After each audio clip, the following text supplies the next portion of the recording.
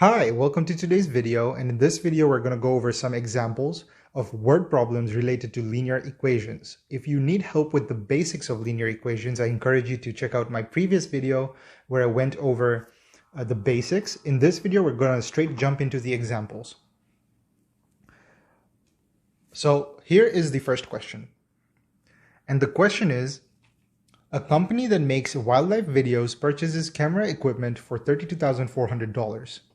The equipment depreciates in value at a constant rate for 12 years, after which it is considered to have no monetary value. How much is the camera equipment worth 4 years after it is purchased? A. $10,800, B. $16,200, C. $21,600, or D. $29,700. So let's identify the important information in our question first. I encourage you to pause the video and attempt the question before you see how it is solved. Let's get right into it. So we are told that the initial cost is $32,400. It depreciates at a constant rate for 12 years, after which it has no monetary value. So at year 12, it is worth 0. And the question is how much it is worth after 4 years. This is a two-step process. First, we have to identify the linear relationship and the equation, and then we have to use that equation to answer the question. So let's try to build the linear equation first.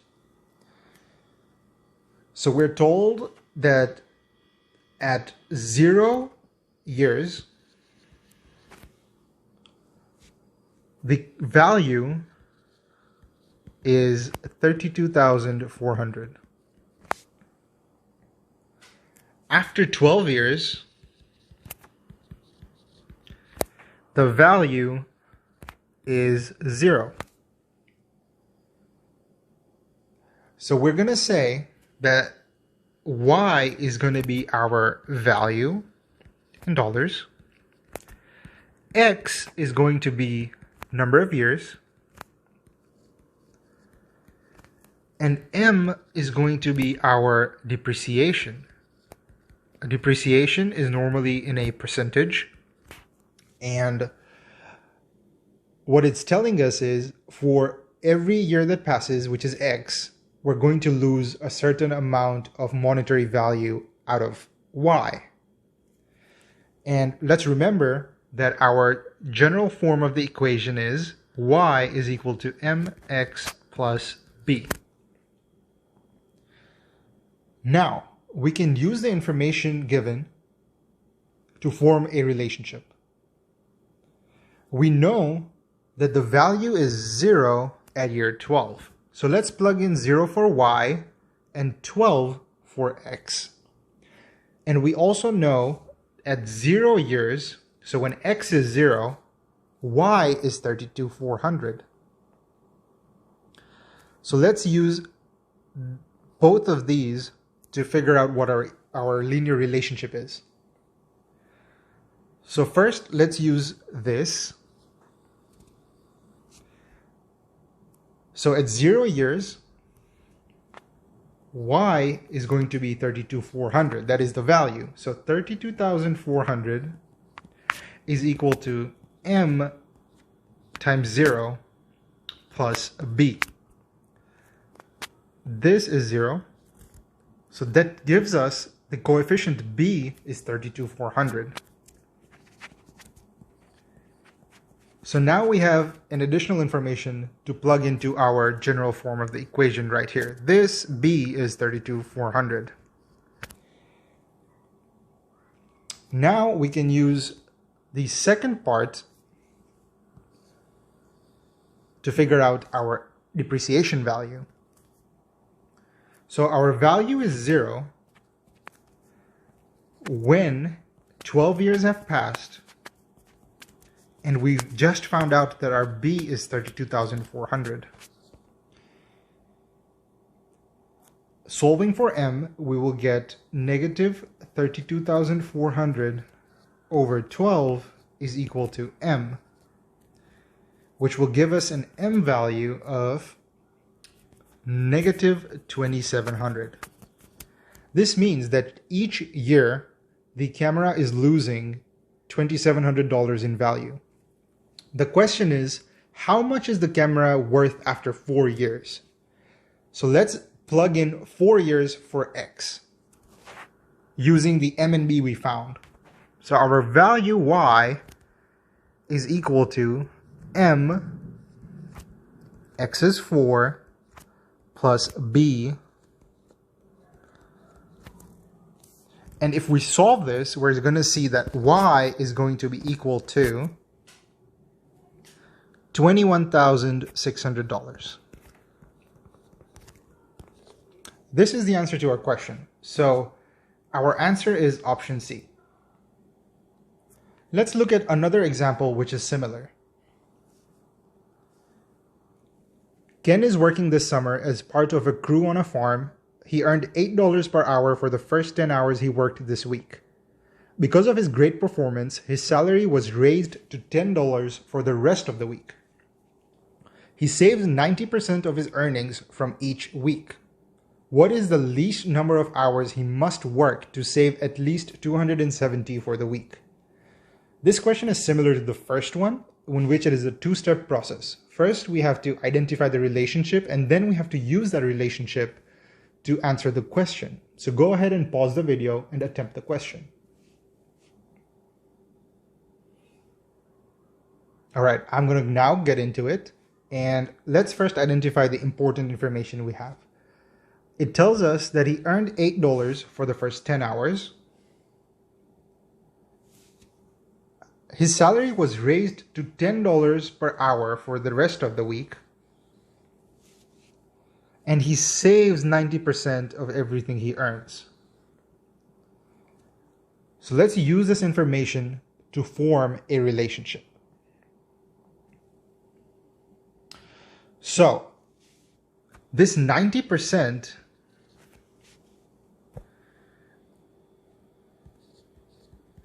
is a ratio, 90 over 100, which is the same as 0.9. This is going to be our slope. Why? Because this tells us for every hour that he works and makes money, he takes 0.9 of that value and puts it in his saving. Y is going to be our savings. And we're going to say X is our hours worked.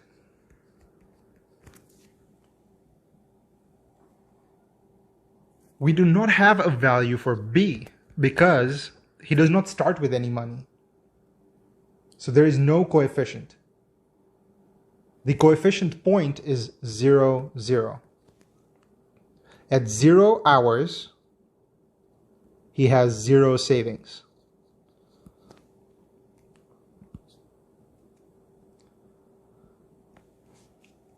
Now let's form the relationship. So we know the general form of an equation is y is equal to mx plus b.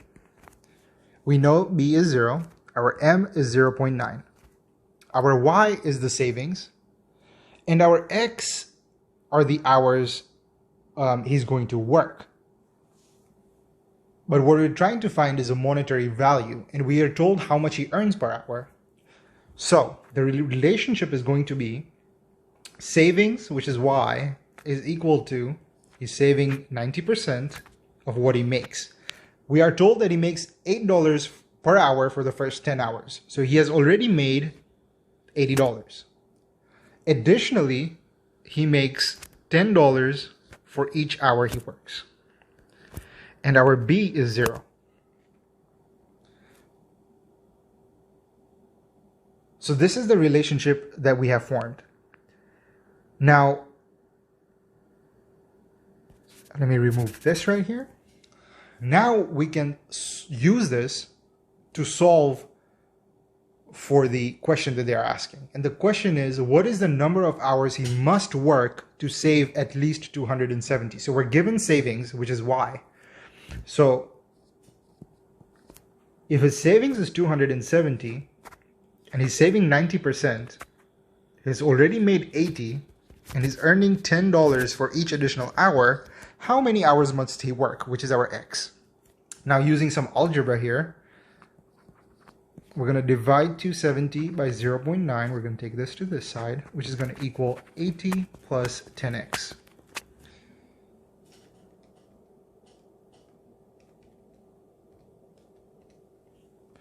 $270 divided by 0.9 is 300. And we're also going to move the 80 to this side, which is going to be minus 80, which is equal to 10x. 300 minus 80 is 220, and that is equal to 10x. Now we're going to go ahead and divide both sides by 10, and our x is equal to 22. So the answer is C. Ken must work 22 hours at least to save $270. Let's look at the next example. Here we have an equation, y is equal to 19.99 plus 1.5x. The equation models the total cost y a company charges a customer to rent a truck for 1 day and drive X miles. The total cost consists of a flat fee plus a charge per mile driven. When the equation is graphed on the XY plane, what does the intercept of the graph represent in the terms of the model? Go ahead and attempt the question.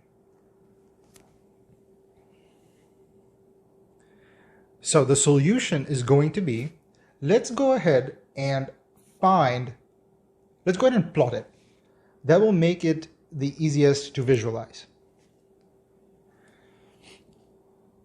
Here, let's identify what our parameters are. So we have 19.99 plus 1.50x. This is our slope. This is our coefficient. It's in the form y is equal to b plus mx, which is the same thing as mx plus b. Now to plot this graph, we need to identify some values. So when x is 0, y is equal to 19.99 plus 1.5 times 0. So y is 19.99. When x is 1, similarly, 99 plus 1.5 times 1, which is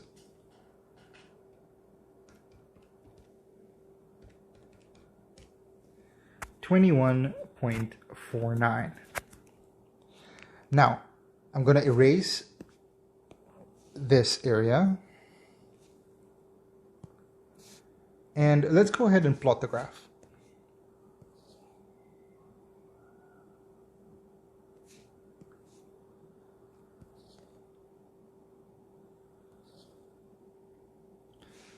So we have some points here. We have on the x-axis, we have 0 and we have 1. This is our x. This is our y. And we have 2 points. I'm not drawing to scale. We have 19.99 and we have 21.49. So when x is 0,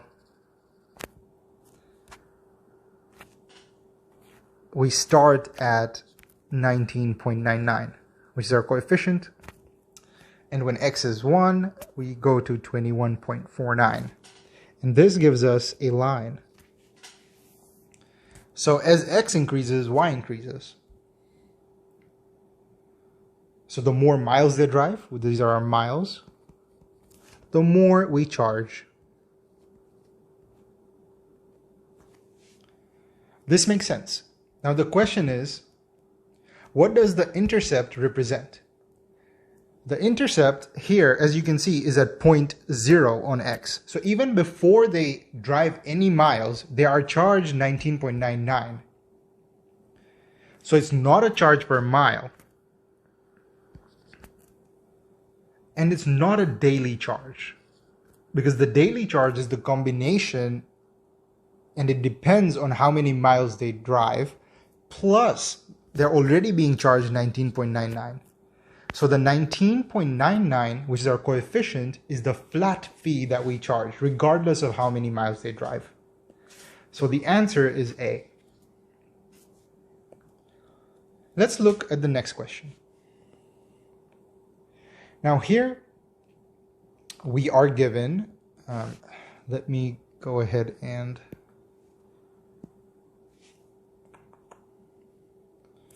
try to rearrange this.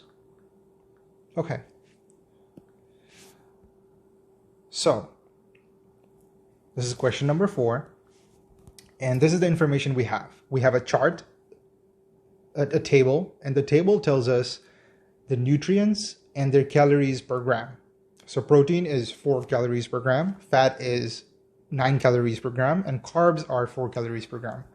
The question is, if 180 food calories in a granola bar come from P, which is grams of protein, F, grams of fat, and C, grams of carbs, which of the following expresses F in terms of P and C? So we have to identify the correct relationship based on the information we're given. So go ahead and attempt this question, and then I'll go ahead and solve it. So getting to the solution, we have to do a few things. First, we need to understand that there are 3 variables. We have been looking at all of our other questions, and they usually have only 2 variables, y and x. M and B are fixed. Over here, we have 3 variables. We have F, we have P, and we have C. So what is the relationship? I'm gonna move here, and we're told that 180 calories are a function of F, P, and C, the fat, the protein, and the carbs. So, and we're given the values of calories per gram. So 9 calories per gram of fat plus 4 calories per gram of the protein plus 4 calories per gram of the carbs together give us 180 calories. We have to represent this relationship in the term of F is equal to something. So we need to rearrange this.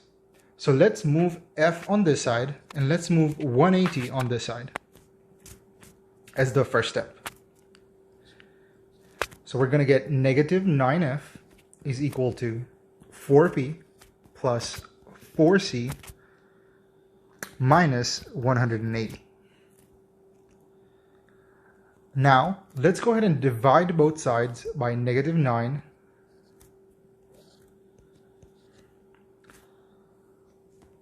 to isolate F. So we're going to have F is equal to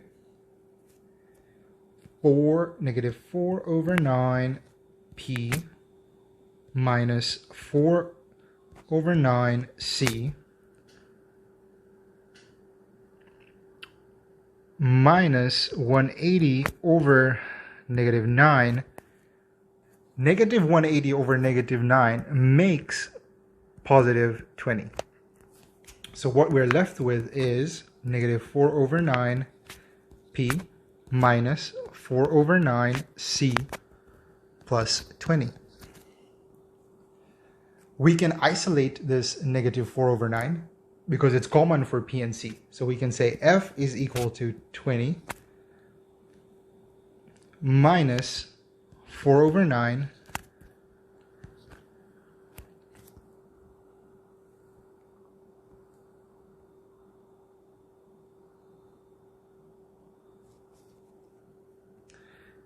P plus C. This is the final answer. And this option is option, let's see here. F is 20 minus 4 over 9 P plus C. F is 20 minus 4 over 9 P P plus C. So it's option B. Now, to understand this better, you need to realize that this is a linear equation, but it is in 3 dimensions. We have 3 variables. We have F, we have P, and we have C. So we have F, we have P, and C. It is not 2-dimensional as we have been seeing in the other questions. So this is a little bit trickier. We're given a coefficient of 20. So when P and C are 0, we have 20 grams of fat. Now remember, fat has 9 calories per gram. So if we have 20 grams of fat, 9 times 20 will give us the 180 when P and C are 0.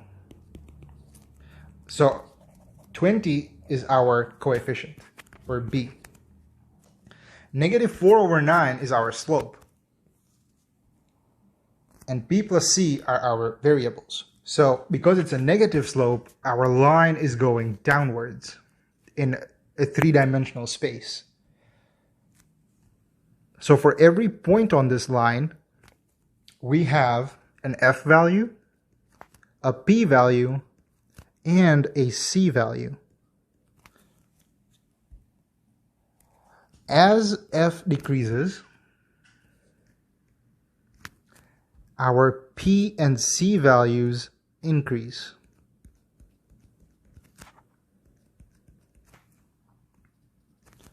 So this was just for a further explanation for you to help you understand. That is all the examples I have for today. I hoped this explanation and these examples helped you. If you have any questions, leave them in the comments and watch out for the next video. I'm going to post more math information for SAT prep. So please like, subscribe, and share the video. Thank you, and see you in the next one.